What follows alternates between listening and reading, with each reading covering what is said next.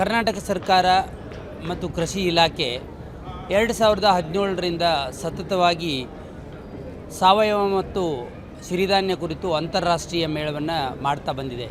ಈ ವರ್ಷ ಅಂದರೆ 2026ರ ಮೇಳ ಕುರಿತು 5 ತಿಂಗಳ ಹಿಂದೆ ಮಾನ್ಯ ಕೃಷಿ ಸಚಿವರಾದ ಎನ್ ಚಲುವರಾಯಸ್ವಾಮಿ ಸಾಹೇಬರು ಇದಕ್ಕೆ ಸಂಬಂಧಿಸಿದಂತೆ ಈಗಾಗಲೇ 6 ಸಲ ಮಾಡಿದಂಥ ಅಂತಾರಾಷ್ಟ್ರೀಯ ಮೇಳ ಸಾವಯವ ಮತ್ತು ಸಿರಿಧಾನ್ಯದ್ದಿದ್ದು ಇದು ಭಾರಿ ಯಶಸ್ವಿಯಾಗಿದೆ. ಹೌದು, ಆದರೆ ಇದನ್ನೇ ಮುಂದುವರಿಸಬೇಕಾ ಅಥವಾ ಹೊಸದೊಂದು ಆಯಾಮದಿಂದ ಬರಬೇಕಾ ಅನ್ನೋದ್ರ ಬಗ್ಗೆ ಅಧಿಕಾರಿಗಳೊಂದಿಗೆ ಜಿಜ್ಞಾಸೆ ಮಾಡಿದಾಗ ಅವರಿಗೆ ಅನಿಸಿದ್ದು, ಇಲ್ಲ, ಈಗಾಗಲೇ ನಮ್ಮ ರಾಜ್ಯ ಇದರ ಕುರಿತು ಸಾಕಷ್ಟು ಪ್ರಚಾರ ಕೊಟ್ಟಿದೆ, ಇದನ್ನು ಮೀರಿ ನಿಲ್ಲುವಂಥದ್ದು ಅವಶ್ಯಕತೆ ಇದೆ, ರೈತನಿಗೆ ನೇರವಾಗಿ ಸಹಾಯವಾಗುವಂಥದ್ದನ್ನು ಏನಾದರೂ ಮಾಡಬೇಕು ಅಂತ ಅವರು ಅಧಿಕಾರಿಗಳೊಂದಿಗೆ ಸಾಕಷ್ಟು ಸಭೆಗಳನ್ನು ಮಾಡಿ ಕೊನೆಗೆ ಅವರು ನಿರ್ಧಾರ ಮಾಡಿದರು.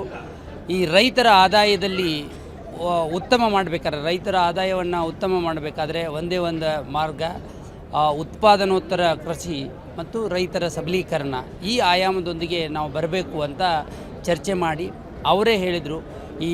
ಈಗಾಗಲೇ ನಮ್ಮ ರಾಜ್ಯ, ನಮ್ಮ ದೇಶ 1970 ಮತ್ತು 80ರ ದಶಕದಲ್ಲಿ ನಾವು ಪರಾವಲಂಬಿಗಳಾಗಿದ್ವಿ. ಅಂದರೆ ಬೇರೆ ದೇಶಗಳಿಂದ ಆಹಾರ ಧಾನ್ಯಗಳನ್ನು ನಾವು ತರಿಸ್ತಾ ಇದ್ವಿ.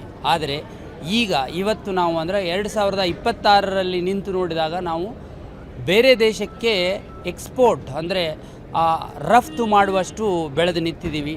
ಇದರಿಂದಾಗಿ ನಮಗೆ ಅತ್ಯಂತ ಅವಶ್ಯಕವಾಗಿರೋದು ರೈತರಿಗೆ ಬೆಳವಣಿಗೆ ಪ್ರೊಡಕ್ಷನ್ ಕುರಿತು ಸಾಕಷ್ಟು ಮಾಹಿತಿ ಇದೆ, ಆದರೆ ಅವರಿಗೆ ಸರಿಯಾದ ಬೆಲೆ ದೊರಕ್ತಾ ಇಲ್ಲ.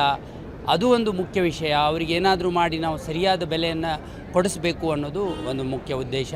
ಎರಡನೇದ್ದು, ಯಾಕೆ ಸರಿಯಾದ ಬೆಲೆ ಸಿಗ್ತಾ ಇಲ್ಲ ಅನ್ನೋದು ನೋಡಿದಾಗ ರೈತನಿಗೆ ಸರಿಯಾದ ರೀತಿಯಿಂದ ಸಂಸ್ಕರಣೆ ಮಾಡೋದಾಗಲಿ, ಪ್ಯಾಕೇಜಿಂಗ್ ಮಾಡೋದಾಗಲಿ, ಬ್ರ್ಯಾಂಡಿಂಗ್ ಮಾಡೋದಾಗಲಿ ಇದರ ಬಗ್ಗೆ ಅವರಿಗೆ ಸಾಕಷ್ಟು ಮಾಹಿತಿ ಇರದೇ ಇರೋದೇ ಮುಖ್ಯ ಕಾರಣ. ಈ ಎಲ್ಲ ಅವಕಾಶಗಳನ್ನು ಅವರಿಗೆ ಮಾಡಿಕೊಟ್ಟರೂ ಸಹಿತ ಅವರಿಗೆ ಸಾಲ ಸೌಲಭ್ಯ ಇಲ್ಲ. ಅವರಿಗೆ ಸಾಲ ಸೌಲಭ್ಯ, ಕ್ರೆಡಿಟ್ ಸೇವೆ ಅಂತ ನಾವೇನು ಹೇಳ್ತೇವೆ ಬ್ಯಾಂಕ್ ಮೂಲಕ, ಅದನ್ನು ನಾವು ಒದಗಿಸಿಕೊಡುವಂಥ ಎಂಥ ಕೆಲಸ ಮಾಡಬೇಕು.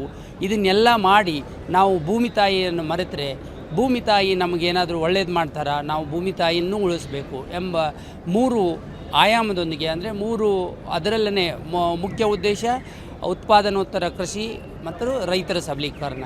ಆದರೆ ಅದರಲ್ಲಿ 3 ಆಯಾಮ ಏನಂದರೆ, ಒಂದು ಸಂಸ್ಕರಣೆ ಕುರಿತು ಇದ್ದರೆ, ಎರಡನೇದ್ದು ಅಗ್ರೋ ಇಕಾಲಜಿ ಕೃಷಿ ಪರಿಸರ ವಿಜ್ಞಾನ, ಮೂರನೇದ್ದು ಬ್ರ್ಯಾಂಡಿಂಗ್ ಮತ್ತು ಕ್ರೆಡಿಟ್ ಸೇವೆ. ಈ ಕುರಿತು ನಮ್ಮದು ವಿಚಾರ ಅವರು ಹೇಳಿದರು. ಈ ವಿಷಯವನ್ನು ನಾವು ಸುಮಾರು 5 ತಿಂಗಳ ಹಿಂದೆ ಹೇಳಿದರು. ಇದನ್ನು ನಾವು ಪ್ರೋಗ್ರಾಮ್ ಮಾಡಬೇಕು, ನೀವು ಬೆಂಗಳೂರಿನ ಮಹಾನಗರದಲ್ಲಿ ಮಾತ್ರ ಮಾಡಿದರೆ ಆಗೋದಿಲ್ಲ, ಪ್ರೋಗ್ರಾಮನ್ನು ಎಲ್ಲ ಜಿಲ್ಲೆಗಳಲ್ಲೂ ಮಾಡಬೇಕಂತ ನಮಗೆ ನಿರ್ದೇಶನ ನೀಡಿದರು. ಅದೇ ರೀತಿ ಇದೇ ಮಾದರಿಯಲ್ಲಿ ವಿವಿಧ ಜಿಲ್ಲೆಗಳಲ್ಲಿ, ಕೆಲವು ಜಿಲ್ಲೆಗಳಲ್ಲಿ ಸಿರಿಧಾನ್ಯ ಮತ್ತು ಸಾವಯವ ಕುರಿತು, ಇನ್ನೂ ಕೆಲವು ಜಿಲ್ಲೆಗಳಲ್ಲಿ PMFME ಕುರಿತು, ಬೇರೆ ಬೇರೆ ಜಿಲ್ಲೆಗಳಲ್ಲಿ ಬೇರೆ ಬೇರೆ ಆಯಾಮದೊಂದಿಗೆ ನಾವು ಬಂದ್ವಿ. ಇದರ ಮಧ್ಯೆ ನಮಗೆ ಏನಾಯ್ತಂದರೆ, ಪ್ರತಿ ಜಿಲ್ಲೆಯಲ್ಲಿಯೂ ಸಹಿತ ಸರಿಸುಮಾರು 1 ರಿಂದ 1.5 ಲಕ್ಷ ಜನ ಪ್ರತಿ ಜಿಲ್ಲೆಯಿಂದ ಪಾಲ್ಗೊಂಡಿರೋದು, ಡೈರೆಕ್ಟ್ ಮತ್ತು ಇಂಡೈರೆಕ್ಟಾಗಿ ಪಾಲ್ಗೊಂಡಿರೋದು ನಾವು ನೋಡಿದ್ದೀವಿ. ಅದಕ್ಕಾಗಿ ಸುಮಾರು 31 ಜಿಲ್ಲೆಗಳಿಂದ ಸುಮಾರು 35 ರಿಂದ 40 ಲಕ್ಷ ಜನ ಪ್ರೋಗ್ರಾಮ್ದಲ್ಲೇ ಭಾಗವಹಿಸಿರುವುದು ಅತ್ಯಂತ ವಿಶೇಷ. ಮತ್ತು ರೈತರಲ್ಲಿರುವ ಆಸಕ್ತಿ, ಕೃಷಿ ಮಂತ್ರಿಗಳು ಮತ್ತು ರಾಜ್ಯ ಸರ್ಕಾರ, ಮಾನ್ಯ ಮುಖ್ಯಮಂತ್ರಿಗಳು, ಮಾನ್ಯ ಉಪಮುಖ್ಯಮಂತ್ರಿಗಳು ರೈತರನ್ನೆಲ್ಲ ಉದ್ದೇಶಿಸಿ ಮಾತನಾಡಿದಂಥ ಎನ್ಕರೇಜ್ ಮಾತು ಅವರನ್ನು ಪಾಲ್ಗೊಳ್ಳುವಲ್ಲಿ ಕಾರಣವಾಯಿತು. ಇದಕ್ಕೆ ಸಂಬಂಧವಾಗಿ ನಾವು ಮಹಾನಗರದಲ್ಲೇನೂ ಸಹಿತ 2 ಕಾರ್ಯಕ್ರಮಗಳನ್ನು ಮಾಡಿದ್ವಿ. ಒಂದು ವಿದ್ಯಾರ್ಥಿಗಳನ್ನು, ಯುವಕರನ್ನು ಎನ್ಕರೇಜ್ ಮಾಡೋದು, ಎರಡನೇದ್ದು ಕೃಷಿ ನಡಿಗೆ ಅಂತೆ ಕಬ್ಬನ್ ಪಾರ್ಕ್ದಲ್ಲಿ ಮಾಡಿದ್ವಿ. ಇದರಲ್ಲಿ ಸಹಿತ ಸುಮಾರು ಜನರು ಭಾಗವಹಿಸಿದರು. ಆದರೆ ಮಾನ್ಯ ಸಚಿವರು ನಮಗೆ ನಿರ್ದೇಶನ ನೀಡಿದ್ದು, ಕೇಂದ್ರದ ಮತ್ತು ರಾಜ್ಯದ ವಿಶ್ವವಿದ್ಯಾಲಯಗಳು ಮತ್ತು ಸಂಶೋಧನಾ ಕೇಂದ್ರಗಳು ಇದರಲ್ಲಿ ಪಾಲ್ಗೊಳ್ಳಬೇಕು, ಅವರು ರೈತರಿಗೆ ಮಾಹಿತಿ ಕೊಡಬೇಕಂತ ಹೇಳಿದರು. ಅದಕ್ಕೆ ಸಂಬಂಧವಾಗಿ NIFTEM ಮತ್ತು IIMR ಮತ್ತು ನಮ್ಮ ಎಲ್ಲ ಯೂನಿವರ್ಸಿಟೀಸ್, 5 ಯೂನಿವರ್ಸಿಟಿ ಮತ್ತು ಇಂಡಿಯನ್ ಇನ್ಸ್ಟಿಟ್ಯೂಟ್ ಆಫ್ ಹಾರ್ಟಿಕಲ್ಚರ್, ಆಮೇಲೆ CFTRI ಎಲ್ಲರೂ ಇದರಲ್ಲಿ ಪಾಲ್ಗೊಂಡು ಅವರು ಬೇರೆ ಬೇರೆ ಆಹಾರ ಉತ್ಪಾದನೆಯಲ್ಲಾಗ್ಬೋದು, ಸಂಸ್ಕರಣೆಯಲ್ಲಾಗ್ಬೋದು ಅಥವಾ ಮೆಕನೈಸೇಷನ್ ಅದರಲ್ಲಿ ಏನು ಮಾಡಿದ್ದಾರೆ ಅದರ ಬಗ್ಗೆ ಸಂಪೂರ್ಣವಾದ ಮಾಹಿತಿಯನ್ನು ನೀಡುವಂಥದ್ದಾಯಿತು. ಅಷ್ಟಲ್ಲದೆ ಇದೇ ಸರ್ಕಾರ ಈ ಹಿಂದೆ ದೇಸಿ ತಳಿಗಳ ಸಂರಕ್ಷಣೆ ಮತ್ತು ಜೊಯ್ಡಾ ತಾಲೂಕನ್ನು ಸಂಪೂರ್ಣವಾಗಿ ಸಾವಯವ ಮಾಡಬೇಕಂತ ಏನು ಘೋಷಣೆ ಮಾಡಿದೆ. ಈ ಎರಡೂ ವಿಷಯಗಳ ಕುರಿತು ಸಹಿತ ಇವರು ಪ್ರದರ್ಶನ ಮಾಡಬೇಕಂತ ಹೇಳಿ ನಿರ್ದೇಶನ ಏನಿತ್ತು ಅವರ ಕೋರಿಕೆಯಂತೆ ನಾವು ಪ್ರದರ್ಶನವನ್ನು ಮಾಡಿದ್ವಿ.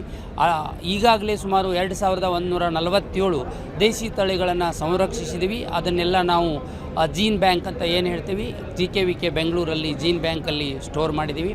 ಇದಕ್ಕೆಲ್ಲಕ್ಕಿಂತ ಮುಖ್ಯವಾದ ಆಕರ್ಷಣೆ ಏನಂದರೆ FPOಗಳು ಏನು ವಿಸಿಟ್ ಮಾಡ್ತಾರೆ. ನಮ್ಮ ರಾಜ್ಯದಲ್ಲಿ ಸುಮಾರು 1476 ಆ್ಯಕ್ಟಿವ್ FPOಗಳು ಏನಿದ್ದಾರೆ ಅವರಿಗೆ ಮುಖ್ಯವಾದದ್ದು ಬೇಕಾಗಿದ್ದು ಬ್ರ್ಯಾಂಡಿಂಗ್ ಸಂಬಂಧಪಟ್ಟಂಗೆ, ಪ್ಯಾಕೇಜಿಂಗ್ ಸಂಬಂಧಪಟ್ಟಂಗೆ ಯಾವ ರೀತಿಯಲ್ಲಿರಬೇಕು ಅನ್ನೋದು ಅವರಿಗೆ ಸಾಕಷ್ಟು ತೊಂದರೆ ಇತ್ತು.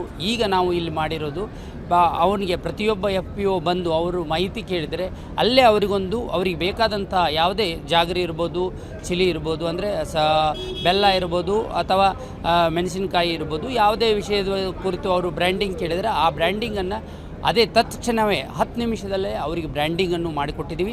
ಆ ಕೊಟ್ಟಂಥ ಬ್ರ್ಯಾಂಡಿಂಗ್ ಮಾಡಿಕೊಟ್ಟದ್ದು ಡೆವಲಪ್ ಮಾಡ್ಕೊಳ್ಳೋಕ್ಕೆ ನಾವು ಅದಕ್ಕೂ ಅವಕಾಶ ಮಾಡಿಕೊಡ್ತೀವಿ. ಅದಲ್ಲದೆ ಅವರು ಕೇಳಿದಂಥ ಏನು ಕ್ರೆಡಿಟ್ ಸೇವೆ ಅಂದರೆ ಸಾಲ ಸೌಲಭ್ಯ ಕುರಿತು ಮಾಹಿತಿ ಬೇಕಾಗಿತ್ತು. ಸಾಕಷ್ಟು ಬ್ಯಾಂಕ್ಗಳು ಇಲ್ಲಿ ಆ ಸೇವೆಯನ್ನು ಒದಗಿಸುವಂಥ ಕೆಲಸ ಮಾಡಿದೆ. ಆಮೇಲೆ 300ಗಳಿಗಿಂತ ಹೆಚ್ಚು ಮಳಿಗೆಗಳನ್ನು ನಾವು ಸ್ಥಾಪಿಸಿದ್ದೇವೆ. ಎಲ್ಲ ಮಳಿಗೆಗಳಲ್ಲಿ ಒಳ್ಳೆಯ ರೀತಿಯಿಂದ ವ್ಯಾಪಾರ ಆಗಿದೆ ಅಂಥೇಳಿ ಈಗ ಪ್ರಾಥಮಿಕ ವರದಿ ಬರ್ತಾ ಇದೆ. ಸುಮಾರು ನಾವು ಎಕ್ಸ್ಪೆಕ್ಟ್ ಮಾಡಿದ್ದು ಸುಮಾರು 2.5 3 ಲಕ್ಷ ಜನ ಸೇರ್ಬೋದು ಅಂಥೇಳಿ. ಈಗಾಗಲೇ ನಮ್ಮ ಮಾಹಿತಿ ಪ್ರಕಾರ 4 ಲಕ್ಷಕ್ಕಿಂತ ಹೆಚ್ಚು ಜನ ಸೇರಿದ್ದಾರೆ. ಇದಷ್ಟೇ ಅಲ್ಲದೆ ಕೆಪೆಕ್ದಿಂದ ಮಾಡಿದಂಥ PMFME ಇರ್ಬೋದು, ಸಾಕಷ್ಟು 40 ಮಳಿಗೆಗಳನ್ನು ಹಾಕಿದ್ರು. ಅದು ಚೆನ್ನಾಗಿ ವ್ಯಾಪಾರ ಆಗಿದೆ ಮತ್ತು ಅವರಿಗೂ ಸಾಕಷ್ಟು ಸಹಾಯಕಾರಿ ಆಗಿದೆ. ಕೊನೆಯದಾಗಿ ವ್ಯಾಲಿಡಿಕ್ಟರಿ ಫಂಕ್ಷನ್ ನಾವೇನು 3ನೇ ದಿನದ ಕಾರ್ಯಕ್ರಮ ಮಾಡಿದ್ವಿ. ಅದೃಷ್ಟವಶಾತ್ ಕೇಂದ್ರ ಸಚಿವರಾದ ಶಿವರಾಜ್ ಸಿಂಗ್ ಚೌಹಾಣ್ ಸಾಹೇಬರು ಈ ಕಾರ್ಯಕ್ರಮದಲ್ಲಿ ವ್ಯಾಲಿಡಿಕ್ಟರಿಯಲ್ಲಿ ಮಾತನಾಡುತ್ತಾ ಕರ್ನಾಟಕದ ಮಾಡುತ್ತಿರುವಂಥ ಅಂತಾರಾಷ್ಟ್ರೀಯ ವಾಣಿಜ್ಯ ಮೇಳ ಕಳೆದ 7ನೇ ಬಾರಿ ಆವೃತ್ತಿ ಏನು ಮಾಡ್ತಾ ಇದ್ದೀವಿ, ಅದರಲ್ಲೂ ಇದು ವಿಶೇಷವಾದದ್ದು, ದೇಶದಲ್ಲೇ ಅತ್ಯುತ್ತಮವಾದದ್ದು. ಆಮೇಲೆ ಈ ರೀತಿ ಮಾಡೋದು, ಎನ್ಕರೇಜ್ ಮಾಡೋದು ಅವಶ್ಯಕತೆ ಇದೆ ಅನ್ನೋದು ಅಷ್ಟೇ ಅಲ್ಲದೆ ಮಾನ್ಯ ಕೃಷಿ ಸಚಿವರ ಕುರಿತಾಗಿ ಅಪ್ರಿಷಿಯೇಷನ್ ಅಂದರೆ ಅವರನ್ನು ಮುಂದಾಳತ್ವ ವಹಿಸಿ ಮಾಡಿದ್ದಕ್ಕೆ ಅವರನ್ನು ಮುಕ್ತಕಂಠದಿಂದ ಹೊಗಳಿರುವುದು, ಇಲಾಖೆ ಮಾಡುತ್ತಿರುವ ಕೆಲಸ ಮತ್ತು ಕೃಷಿಕರಿಗೆ ಸಂಪೂರ್ಣವಾಗಿ ನಾವು ಉಪಯೋಗ ಆಗಬೇಕು ಹೆಚ್ಚಿನ ಪ್ರಮಾಣದಲ್ಲಿ ಅಂತ ತಿಳಿಸಿದರು. ಹೀಗಾಗಿ ನಾವು ಏನು ಇಲಾಖೆ ಮತ್ತು ಸಚಿವರು ಮತ್ತು ಮುಖ್ಯಮಂತ್ರಿಗಳು, ಉಪಮುಖ್ಯಮಂತ್ರಿಗಳು ಏನು ಉದ್ದೇಶ ಇಟ್ಟುಕೊಂಡು ಈ ಮೇಳವನ್ನು ಆಯೋಜಿಸಿದ್ದೀವಿ, ಹೆಚ್ಚೆಚ್ಚು ಸಂಖ್ಯೆದ್ದು ರೈತರು, ಫಾರ್ಮರ್ ಪ್ರೊಡ್ಯೂಸ್ ಆರ್ಗನೈಜೇಷನ್, ರೈತ ಗುಂಪುಗಳು ಆಗ್ಬೋದು, MSMEದಿಂದ ಬಂದಂಥ ಗುಂಪುಗಳು ಆಗ್ಬೋದು, ಇದರ ಹೆಚ್ಚಿನ ಲಾಭವನ್ನು ಪಡೆದು ರೈತರು ಮಧ್ಯವರ್ತಿಗಳೇ ಸಿಕ್ಕಾಕೊಂಡು ತಮಗೆ ಬರಬೇಕಾದಂಥ ಲಾಭವನ್ನು ಪಡೆದುಕೊಳ್ಳದೆ ಅವರು ನೇರವಾಗಿ ಪಡೆದುಕೊಳ್ಳುವಂಥ ಕೆಲಸವನ್ನು ಮಾಡಬೇಕು. ಮತ್ತು ಇದಕ್ಕೆಲ್ಲ ರೀತಿಯಿಂದನೂ ಸಹಿತ